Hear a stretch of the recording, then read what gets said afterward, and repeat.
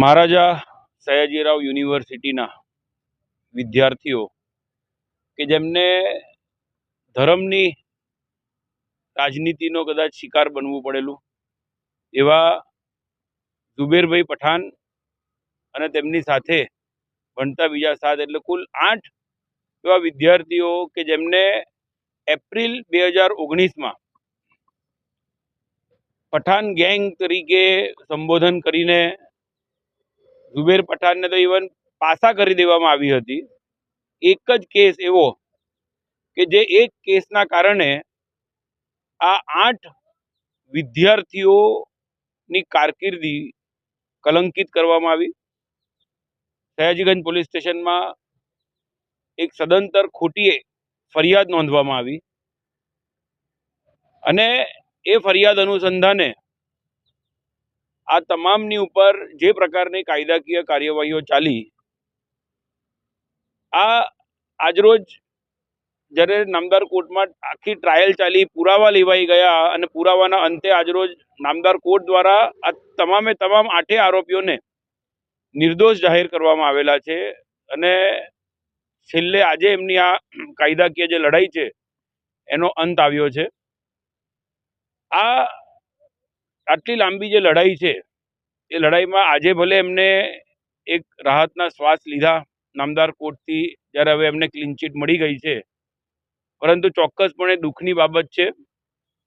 કે આ 8 વિદ્યાર્થીઓના જે ભણતર, કેટલાક MA કરી રહ્યા હતા, કેટલાક BA કરી રહ્યા હતા, આજે પણ કે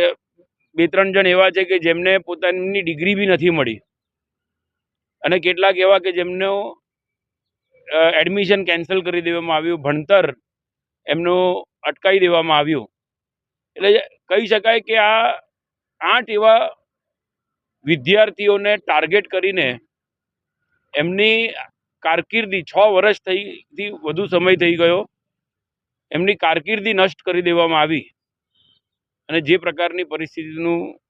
નિર્માણ થયું અત્યંત દુઃખદ। વિદ્યાર્થી કાળમાં ખાસ કરીને મહારાજા સયાજીરાવ યુનિવર્સિટી એ વિશ્વવિખ્યાત યુનિવર્સિટી,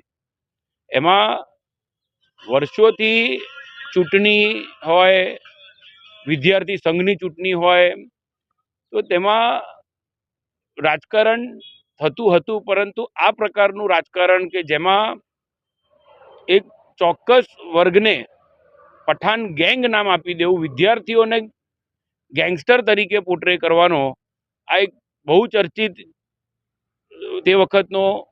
આખો કેસ। પરંતુ જ્યારે આજ વિદ્યાર્થીઓ મારી પાસે આવ્યા, કેસના કાગળોનો બધો અભ્યાસ કર્યો અને ખાસ કરીને યુનિવર્સિટી હેડ ઓફિસમાં જે જગ્યાએ બનાવ બનેલો હતો એ જગ્યાએ CCTV કેમેરાથી લઈને બધું જ હોવા છતાં પણ જ્યારે એક વસ્તુની ખાતરી થઈ કે આ કેસ સદંતર ખોટો હતો, કમિટી જે બેસાડવામાં આવેલી હતી એ કમિટી, યુનિવર્સિટીની પોતાની કમિટીએ પણ આ વિદ્યાર્થીઓને ક્લીન ચીટ આપેલું હતું, પરંતુ FIRના કારણે આ લોકોના એડમિશન કેન્સલ હતા, ડિગ્રી રોકી રાખવામાં આવેલી હતી। જે કંઈ પરિસ્થિતિનું નિર્માણ થયું, મને ચોક્કસ ખાતરી હતી કે આ નિર્દોષ છે અને નિર્દોષોને જ્યારે ફસાવવામાં આવ્યા છે તો એ કાયદાકીય લડત છે, થોડી લાંબી લડત ચાલશે, પરંતુ હવે જે સાચું છે એ બહાર આવ્યું છે અને મને પોતાને એક હિન્દુ તરીકે ગર્વ અનુભવું છું કે મેં આ પઠાણ બંધુઓ જે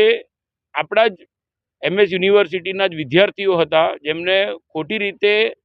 ગેંગસ્ટર તરીકે એમને પોર્ટ્રે કરવામાં આવેલા હતા, આ તમામે તમામ હવે દોષમુક્ત થયા છે, ક્લીન ચીટ મળેલી છે અને આ પઠાણ ભાઈઓ હવે એમના ઉપર જે કાળો કલંક એમના માથે રાજકીય કારણોસર લગાડવામાં આવેલો હતો, આજે એ કલંક એમના માથેથી નામદાર કોર્ટે નિર્દોષ જાહેર કરીને એ કલંક આજે ભૂસાઈ ગયું છે અને મને આશા છે કે આવનાર દિવસોમાં હવે તેઓ જે કંઈ પોતાની કારકિર્દી છે એમાં આગળ કંઈક સરસ કાર્ય હવે કરી શકશે અને એક નવા જીવનની શરૂઆત કરી શકશે।